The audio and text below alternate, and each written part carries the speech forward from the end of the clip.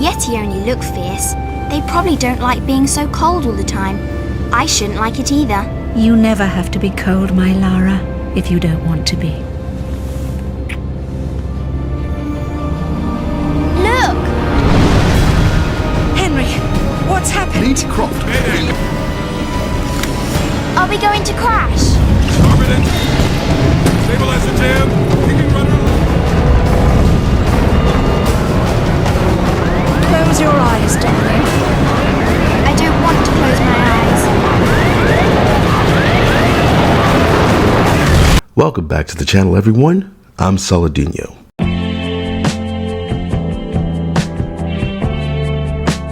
The games in this collection contain offensive depictions of people and cultures rooted in racial and ethnic prejudices. These stereotypes are deeply harmful, inexcusable, and do not align with our values at Crystal Dynamics. Rather than removing this content, we have chosen to present it here in its original form, unaltered, in the hopes that we may acknowledge its harmful impact and learn from it. This is by far the most spiteful, and people are calling this a trigger warning, but this isn't a trigger warning. This is supposed to be a viewer discretion advisory. You know, viewer discretion is advised. It's that thing that your local TV station does in front of Gone with the Wind or Tarzan, some old Tarzan movie from the 30s, where, you know, you have the African tribes and they jumping up and down, hooping and hollering with the tom-tom drums or whatever, and they're grabbing a white woman and they're tying her up or stripping her or throwing her in a big pot or tying her up to be taken away by the big gorilla, King Kong, whatever, right? The original blacked. That's what normally those viewer discretionary advisory are for when it comes to, you know, sensitive or people concerned about the portrayal of, you know, indigenous tribes or other races or whatever. None of that is an issue for this video game from the 90s. No one who thinks about Lara Croft thinks about any tribe. Crystal Dynamics, they're the ones who are triggered. Well, the thing is, whatever prejudice and racism they're talking about in these old games, that's a pretext for the fact that they don't even want this remaster to exist. And some people have given them sort of like the benefit of the doubt. Everybody's clowning this absurd, over-the-top, truly spiteful advisory. Like normally an advisory like this is just supposed to be this soft, passive kind of, yeah, sorry, my granddad liked this back in the day. I think it's pretty neat too. You may find some of this a little bit iffy, but hey, it's culturally significant. It's part of our history. Let's just understand and move forward. Let's have fun, right? It's like that. But no, with these people, they're condemning the original creators of Lara Croft, of the game, of anybody who played it and liked it, and any of you out there who are buying the game are going to buy these remasters. And so people are trying to give them the benefit of the doubt. Some people by saying, well, I guess it's a good compromise in the sense that they're saying we would have taken this stuff out, but instead of doing that, we want to use this as a teachable moment going forward. But that doesn't make any sense. They know, and everybody knows, no one is going to play this game caring about some fictional native tribe. No one's been harmed over the years, because people are like, well, maybe they're talking about, particularly in the third game, there's this Polynesian tribe of cannibals. Maybe that's what they mean. But who cares? Like, who's going to be upset and worried about that? Cannibal tribes? Who cares what cannibal tribes think? It's not like there are tribes of cannibals out there playing Tomb Raider, finding these sections where you fight them as enemies and getting offended by it. And if they did, who cares? You eat people, and not in a good way. Like, what? They're doing that because they're mad at the existence of these remasters. And so, okay, so I was saying, some people have tried to defend Crystal Dynamics, not defend, but give them the benefit of doubt and say things like, at least they didn't take it out. They just left it there. But really, it had nothing to do with them. If it was up to them, Crystal Dynamics, these remasters wouldn't even exist at all. They despise Lara Croft, the true Lara Croft, the real Lara Croft. Crystal Dynamics is the worst thing to happen to the Tomb Raider franchise. And I say that as someone who actually really enjoys the reboot, especially the first two games. The third one I have problems with. You know, we want to talk about like the racial insensitivity of the tribal stuff. There's something really annoying how when she goes to this secret tribe that you spend a lot of time with, she's forced to wear tribal gear. She can't just dress in her normal clothes. Like, if you can't dress her like you want her to dress, you have to put her in, like somebody called them, Halloween outfits. Like, it's more insensitive that she's going around culturally appropriating these people's clothes, and that Crystal Dynamics doesn't allow you to just let her dress like a normal person. It's like these people can't live. They all know that she's an outsider. And it's not just, oh, you need this as a disguise.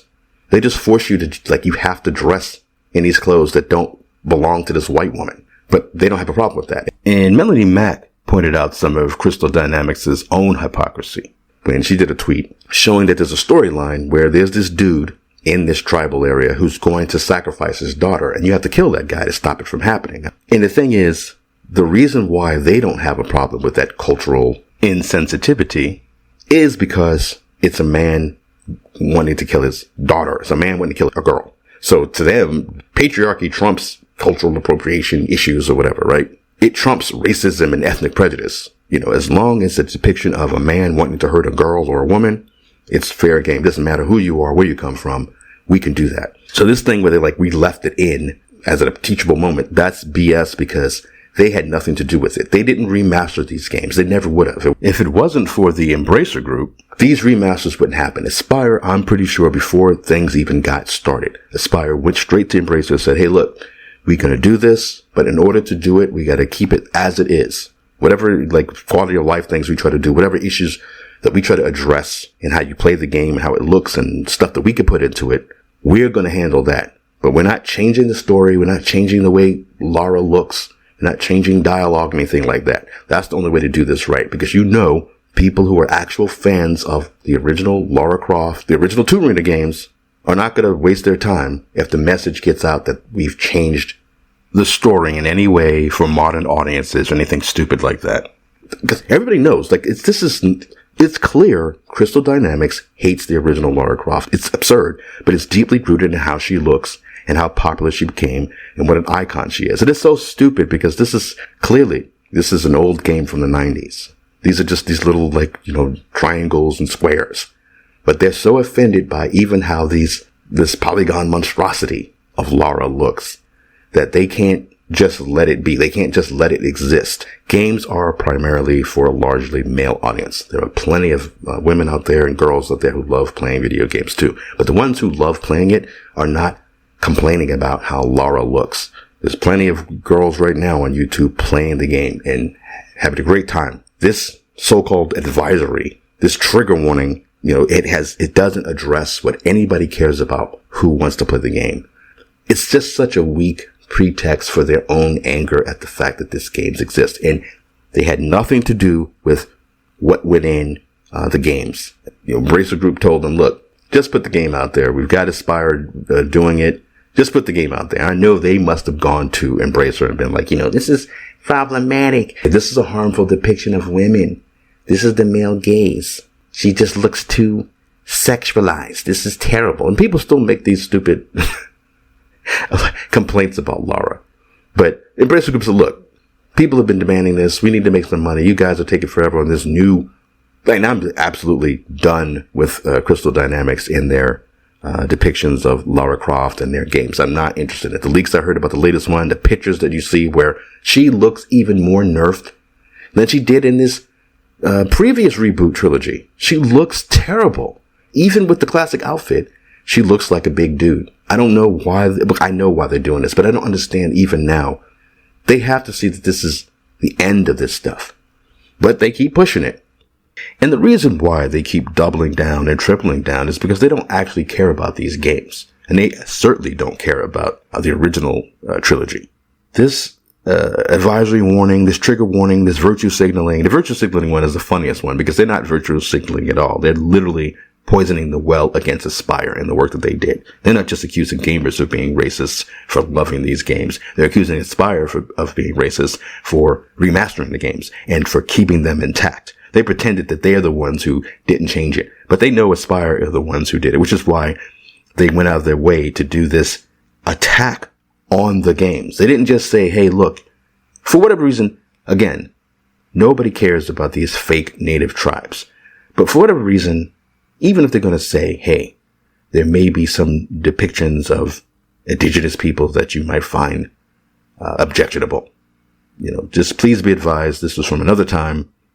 Chill out. No, they literally attacked it for no reason. And nobody's ever talked about any tribes in any of these games. That's never been the subject of any conversation. And again, the people who would pretend to care about the stuff won't even play these games. They won't even play them. They won't even get that far in the games to get to anything like that, to even care about it. You have activists, feminists. The reason why I go on about feminists all the time is because they are politically motivated. All their choices are to destroy these male spaces. Men are not allowed to have their own spaces. And the more popular they get, once they come in and decide that things need to be changed because of their own political ideas and their own political concerns or whatever, they're worried about the male gaze and they're worried about sexualization and women being treated as objects and worried about teenage girls not being able to live up to how Stellar Blade's Eve look or something like that. Stuff like, I always say, male hobbies, these popular geek entertainments or whatever, these are not platforms for women to see themselves as being empowered. A woman who looks like Woody Allen in a dress should not be taken seriously when she does a TED talk talking about she can't relate to Lara Croft because Lara Croft is too sexy. The point of these games is for men and, women, girls who like the stuff without any kind of agenda and any kind of need to see themselves in it. It's for people to enjoy themselves, to have an escape. You can't use entertainment as a platform for your BS, but that's what they do. And again, they look at male spaces as especially designed to keep women and black people and gay people out, when that isn't the case. If you like it, you come to it. If you don't, you don't. If you have this political rot in your brain where everything you see is somehow an attack against you or attack against people you want to be offended on behalf of, then you shouldn't be in charge of providing the entertainment, because you don't care about the money the company makes. You don't care about your colleagues and the work that they're doing. You don't care about what fans are saying, what they want when they engage with this stuff. Lindsay Ellis did this video years ago where she apologized to Stephanie Meyer and teenage girls. And basically, from what I remember, the point was people were making fun of teenage girls and bored housewives for being fans of Twilight. And because they were being clowned and mocked, and she was one of the people who mocked it too, the implication to her was that we're not treating teenage girls seriously. We're not treating their feelings seriously. We're making fun of them and we're kind of hurting them in that way. But nobody extends that courtesy to men. So all us men, all these people who clowned Twilight for being silly, sparkly vampires, and hunks fighting over this little skinny, boring looking girl. Nobody ever said change Twilight because I don't like what's in it. They just made fun of it. But when it comes to like Tomb Raider or Stellar Blade, right? It's not, you men are silly. These over-sexualized, curvy chicks. You're not going to get a girl like that in real life. It's not just to that. It's literally, these things can't exist because I can't see myself in it. These platforms, these male hobbies, I keep saying it, these are not platforms to empower women. These are not platforms for women to spread their, particularly feminists, to spread their political agenda. Professional men's basketball, not having women coaches is not a glass ceiling issue. This is not your house. This is not your ceiling to be worried about breaking through. Women don't need to be coaching men's basketball. And women don't need to be changing something they don't like in hobbies that are for men. They don't need to see themselves. If you don't see yourself in Eve, that's your problem. The game is not meant for you to see yourself. And it's just a scummy thing for Crystal Dynamics to put out this fake advisory warning in front of work that colleagues of theirs, did out of love and appreciation for this classic game series. And Embracer Group should, if it was me, I would clear everybody out of that damn studio. Look, Laura, we need to send out that SOS. And I'm not climbing anytime soon. Yeah, I was afraid you were going to say that. You can do it, Laura. After all, you're a Croft. I don't think I'm that kind of Croft. Sure you are. You just don't know it yet.